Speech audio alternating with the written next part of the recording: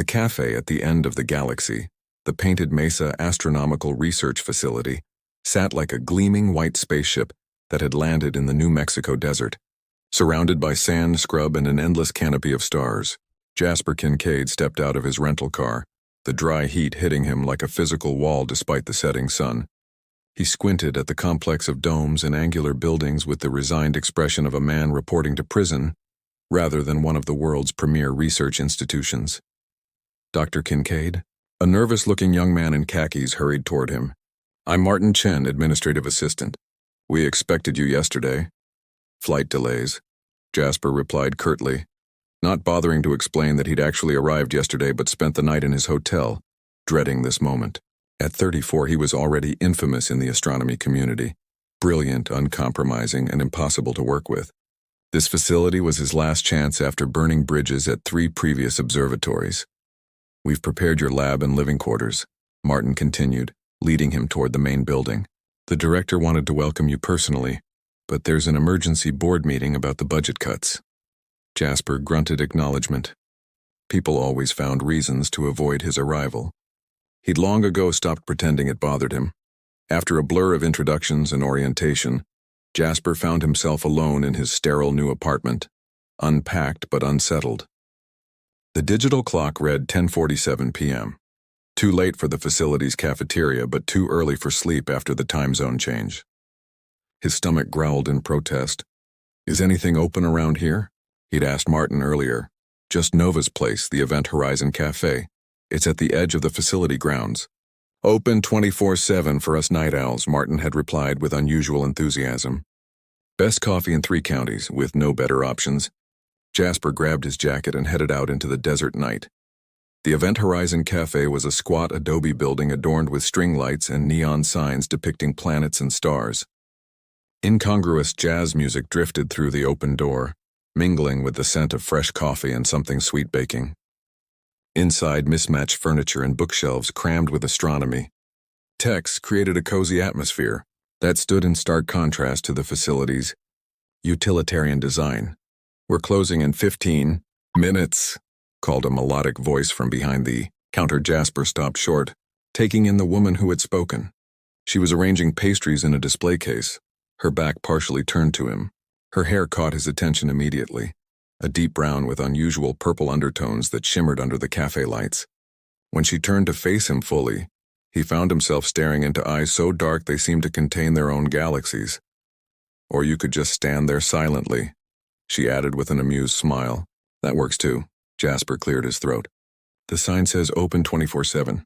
It does, doesn't it? She wiped her hands on her apron. Special circumstances tonight.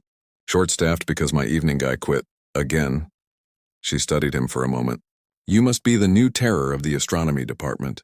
Jasper Kincaid, right? News travels fast, he replied stiffly. Small facility, big egos. Makes for excellent gossip.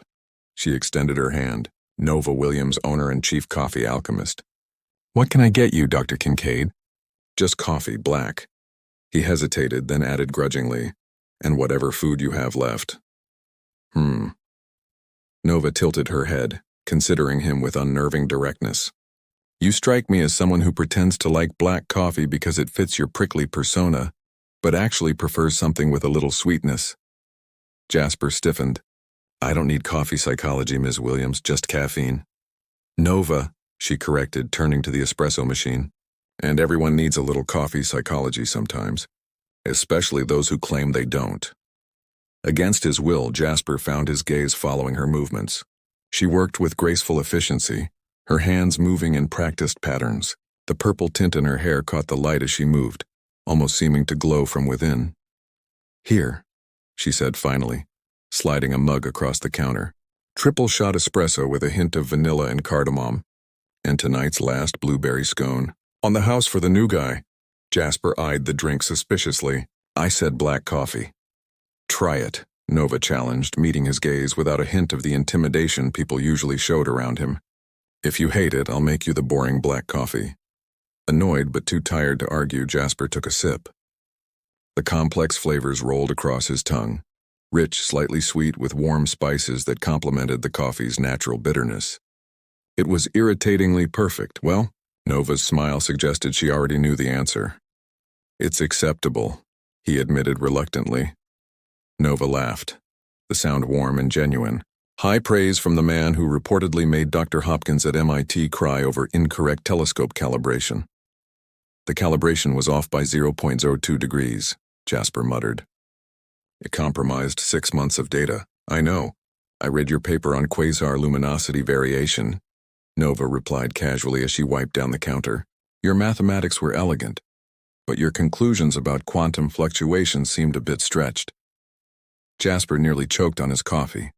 You read my paper? I read all the interesting ones. She gestured to the bookshelves lining the cafe walls. Occupational hazard of running an astronomy-themed cafe at a research facility. Some of us service workers actually have functioning brain cells. Heat rushed to Jasper's face. I never implied you didn't have to, Nova interrupted, but without malice. Your reputation precedes you, Dr. Kincaid. 3 research assistants quit before you even arrived. And Martin's been practicing his please don't yell at me face in my cafe mirror all week. Jasper set down his mug with a sharp clink. If you've already decided I'm the villain, why bother with the welcome gift? He nodded toward the coffee and scone. Nova's expression softened slightly. Because everyone deserves a chance to be more than their reputation. She glanced at the clock. Even grumpy astrophysicists who've driven away every assistant they've ever had. Something about her direct gaze made Jasper uncomfortable in a way professional criticism never did. He found himself searching for a retort and coming up empty. The facility briefing said the cafe closed at midnight. He finally managed, changing the subject. It usually does when I'm here alone. Nova began turning off the pastry case lights. But if you promise not to be too demanding, you can finish your coffee while I clean up. As Jasper nursed his surprisingly excellent drink, he found his eyes drawn repeatedly to Nova as she moved around the small space. There was something unusual about her movements, a lightness, almost a grace that seemed at odds with ordinary physics. When she reached for a high shelf, the sleeve of her blouse slipped back, revealing a strange, intricate pattern on her wrist that resembled a constellation. What's that? He asked before he could stop himself. Nova quickly pulled her sleeve down. Birthmark. Funny how it looks like Cassiopeia, isn't it? Always made me feel like I was meant to work under the stars. Before Jasper could respond, she continued. Speaking of stars, I hear you're here to study the anomalies in the Cygnus region. Any truth to the rumor you've identified a potential exoplanet in the habitable zone? Her casual reference to his classified research made Jasper sit up straight. How do you know about that? Those findings haven't been published. Nova's smile turned mysterious. Like I said, small facility, big gossip. Plus, I make really good coffee for people who make really bad decisions about information security. She glanced at the clock. Midnight, Dr. Kincaid. Time for both of us to call it a night. As she ushered him toward the door, Jasper found himself uncharacteristically lost for words. Most people either feared him or resented him within minutes of meeting him, but Nova Williams seemed to find him. Amusing? You should come back tomorrow, she said, flipping the sign to closed. I'm making Saturn-shaped pancakes for breakfast. Under the vast New Mexico sky, stars sprawling like spilled diamonds above them, Jasper found himself nodding. I might, he replied, surprising himself. Nova's smile widened, and for just a moment under the starlight, her eyes seemed to reflect the cosmos in a way that wasn't quite human. Good night, Dr. Kincaid. Welcome to the edge of the universe. As Jasper walked back toward his quarters, he couldn't shake the feeling that his carefully ordered world had just been tilted slightly off its axis by a purple-haired cafe owner who seemed to know far too much about astrophysics and him for comfort. Cosmic collisions. By his 3rd week at Painted Mesa, Jasper had established a routine that both puzzled and amused his colleagues.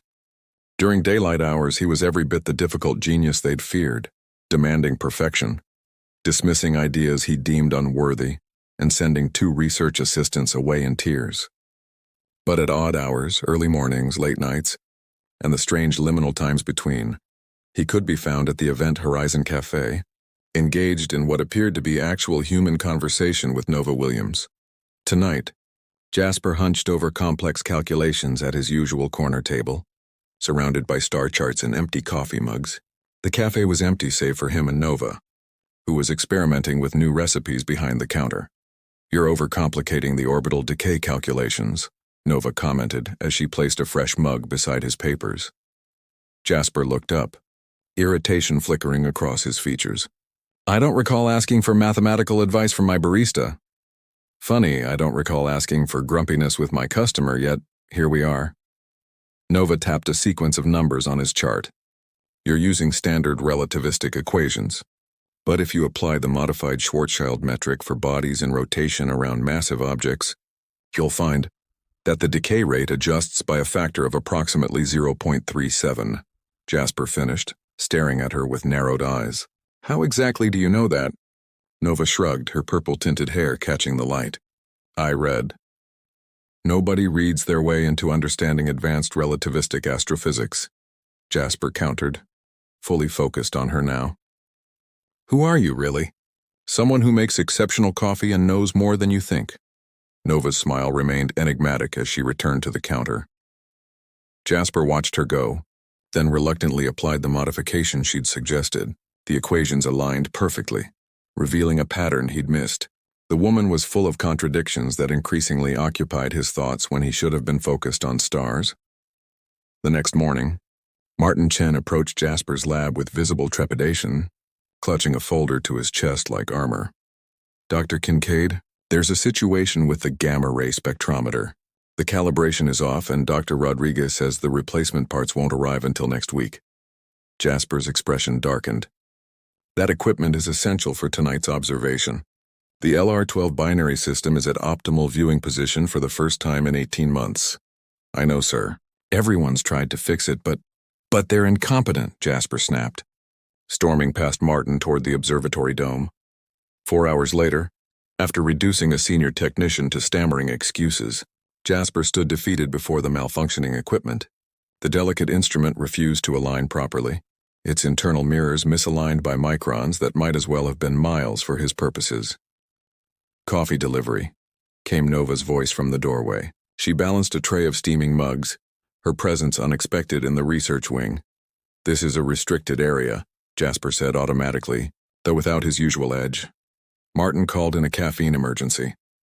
Nova distributed drinks to the exhausted team, then approached Jasper. "Brought you the usual. Thought you might need it. What I need is a functioning spectrometer, not coffee." Despite his words, he accepted the mug gratefully. Nova peered at the dismantled equipment. "What's wrong with it?" Before Jasper could dismiss her question, one of the technicians, Davis, the one who'd received the worst of Jasper's temper, answered. "Internal mirror alignment is off. We'd need a Class 4 precision adjuster to reset it, but ours is broken. Have you tried using a modified fiber optic camera with manual micro-adjusters?" Nova asked casually, setting down her tray. "You could jerry-rig something from the medical equipment in Dr. Patel's lab." The team exchanged glances of surprise. Davis laughed nervously. "That's actually not a bad idea." Jasper studied Nova with growing suspicion. "And you just happen to know about specialized astrophysics equipment repair?" "I took some engineering courses," she replied vaguely. "Plus, you'd be amazed what you learn serving coffee to scientists who talk shop in your cafe." 3 hours later, using Nova's improvised solution, the spectrometer was functioning perfectly. Jasper found her wiping down tables in the now empty cafe just before sunset. The calibration worked, he stated without preamble. "Good to hear." Nova didn't look up from her task. "You didn't just take some courses," Jasper pressed, leaning against the counter. "No one develops that level of technical knowledge from eavesdropping." Nova straightened, meeting his gaze directly. "You're right." The simple admission caught him off guard. "Then what's your story?" She sighed, gesturing toward a chair. "Sit down, Dr. Kincaid. Coffee's on the house." As Jasper sat, Nova prepared 2 mugs with practiced efficiency.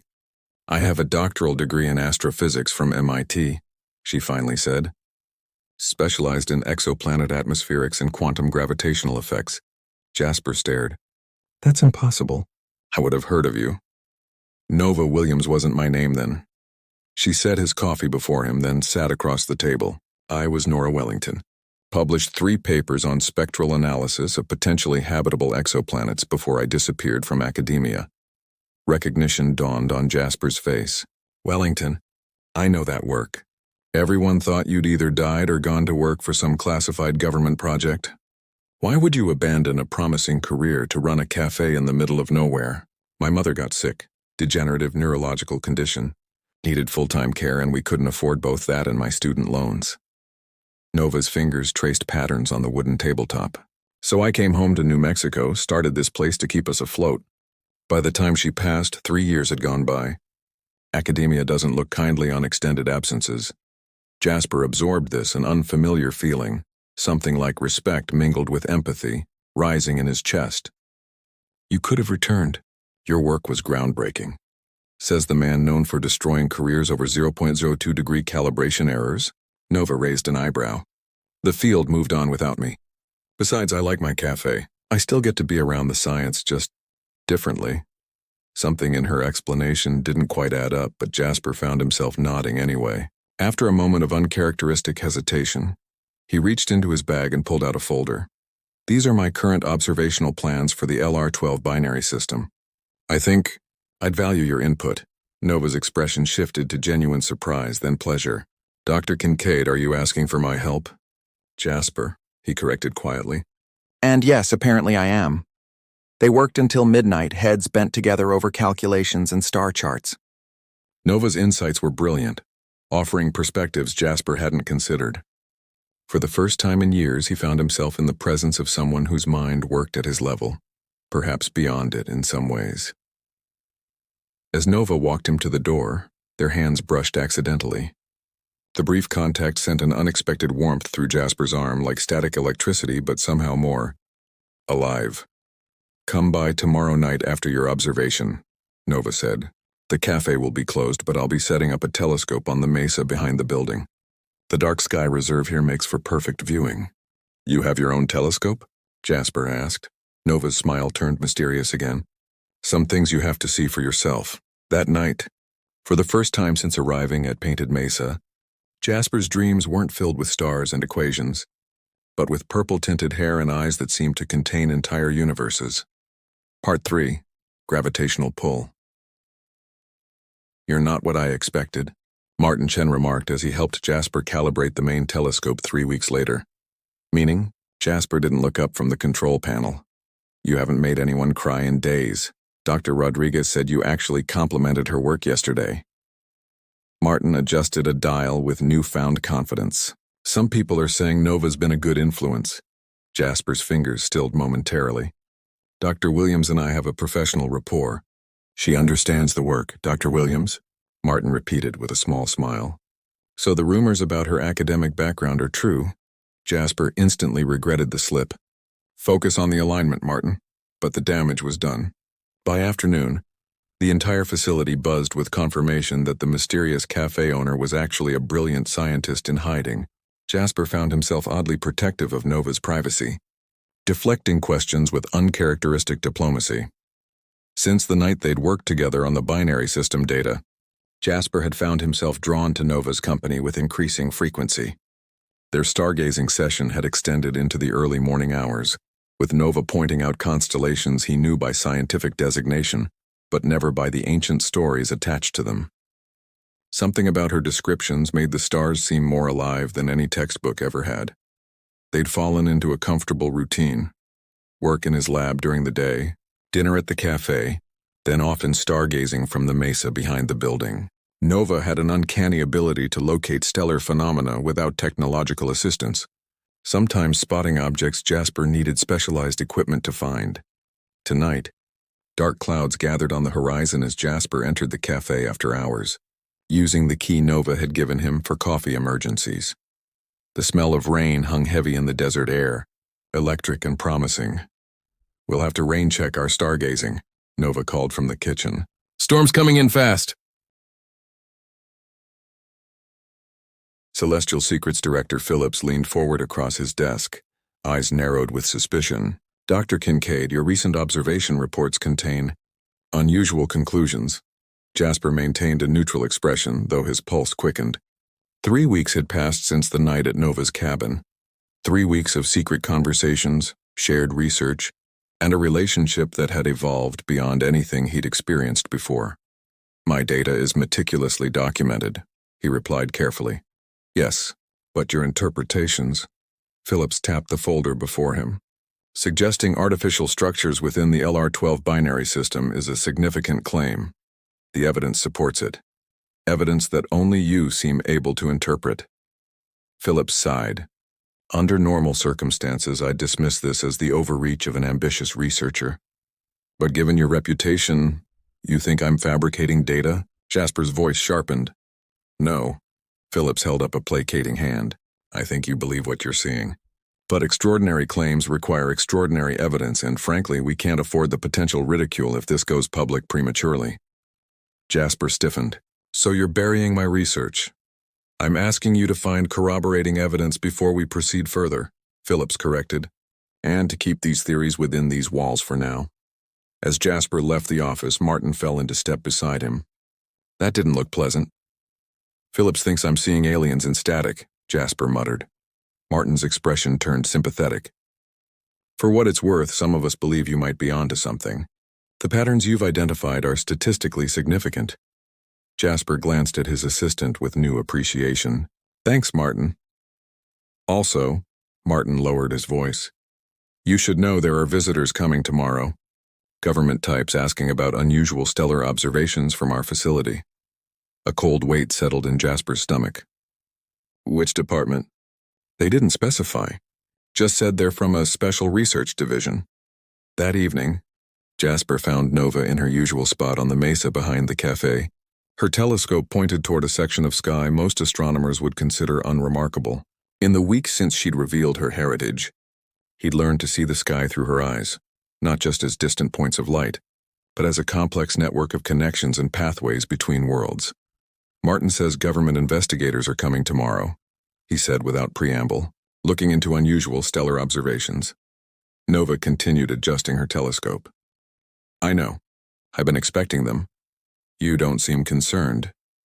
This isn't the first time they've come looking, she replied calmly. They never find anything because they don't know what they're really looking for. Jasper moved closer, noticing the subtle violet glow that emanated from her skin when they were alone together. Another Lyrian trait she no longer hid from him. Phillips is suppressing my research, he told her. Says I need more evidence. He's right, though not for the reasons he thinks. Nova straightened, fixing him with her star-filled gaze. The evidence exists, Jasper, but accessing it would reveal things I can't afford to have exposed. You mean revealing your presence here? Nova nodded. There's a faction in your government that has suspected non-human inhabitants for decades. They monitor research facilities like this one, looking for scientific anomalies that might confirm their theories. And if they found you? Jasper asked, though he feared he knew the answer. Best case scenario? Indefinite detention and examination. Nova's voice was matter of fact. Worst case? I become the proof that extraterrestrial life exists, triggering global panic before my people are ready for official contact. Jasper ran a hand through his hair in frustration. So I'm supposed to abandon potentially groundbreaking research? Pretend I didn't see what I saw? I'm not asking you to do that, Nova said softly. But I am asking you to consider the consequences, not just for me, but for both our worlds. Their eyes met in the growing darkness, the weight of planets and stars and civilizations hanging between them. Jasper had spent his career pursuing scientific truth above all else, burning bridges and alienating colleagues in his uncompromising quest for knowledge. Now, for the first time, he found himself questioning whether discovery was worth the cost. There might be another way, Nova said after a moment. Something I can show you that won't be detectable by your instruments but will confirm what you've found. What is it?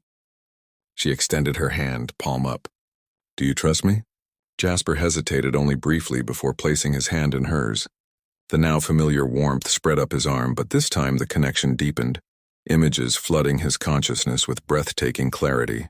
He saw the binary system as Nova's people saw it, not just with visible light, but across the entire electromagnetic spectrum and beyond, revealing the artificial structure he theorized in perfect detail. The experience left him breathless. That's incredible. It's how we navigate, Nova explained. Direct perception across space-time.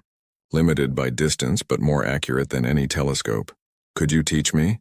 Nova smiled sadly. It's biological, not technological. But I can share it with you this way when we're connected. The word connected hung between them, heavy with meaning beyond the telepathic link. Over the past weeks, their relationship had evolved from professional respect to friendship, to something neither had named but both felt. A gravitational pull as inevitable as orbiting bodies. Jasper stepped closer, his hand still in hers. Nova. What are we doing here?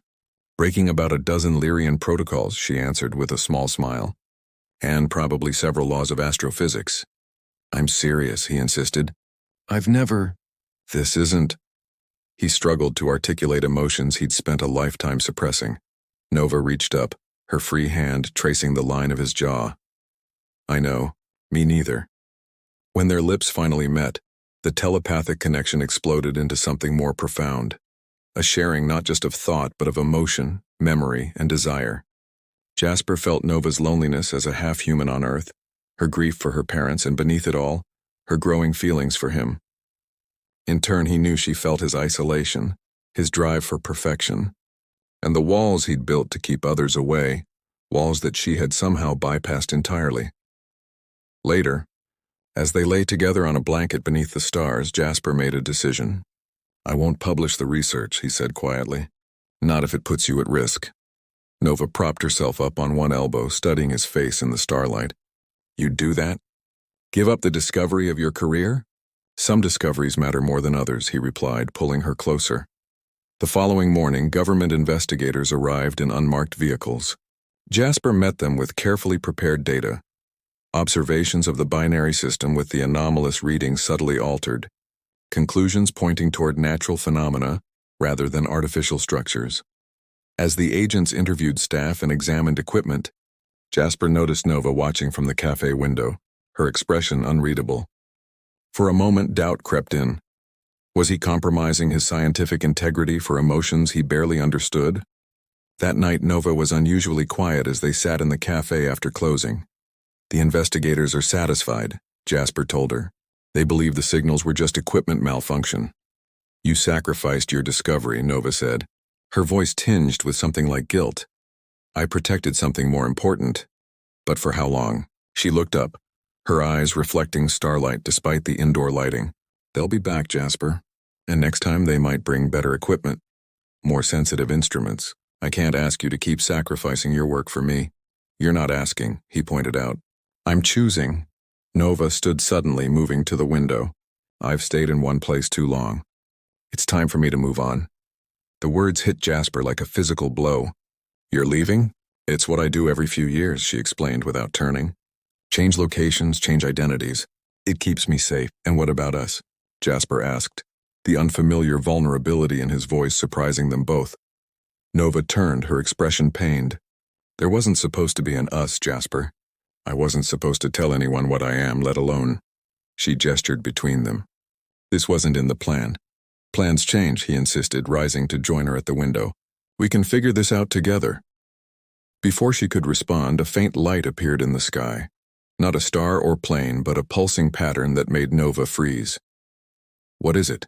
Jasper asked, following her gaze. A signal, she whispered.